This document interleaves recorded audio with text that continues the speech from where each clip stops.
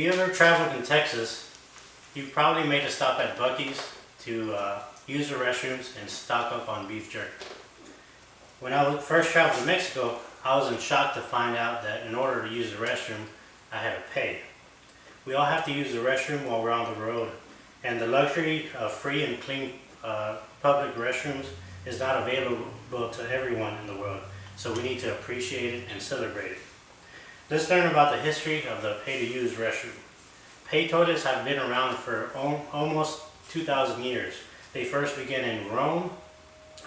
They built these in order to help fund to rebuild the city after the wars. The Scholastica baths were built in the 1st century in Greece, and you would pay a fee and you would enter and you would be able to use their pools and their marbled seat toilets. They first appeared in the U.S. in 1910 in Indiana, and they took hold for the next half century. Now let's find out why they disappeared in the U.S.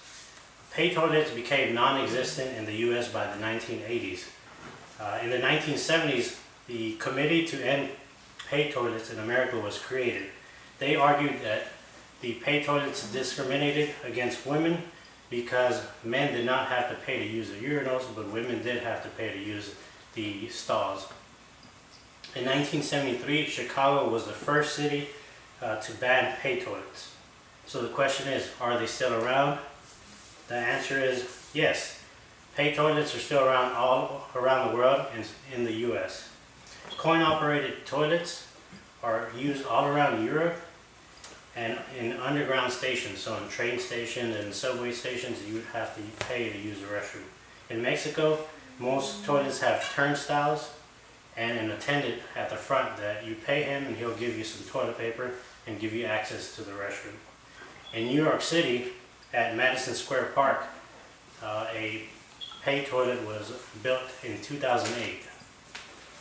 Pay-to-use toilets are not going away anytime soon, guys.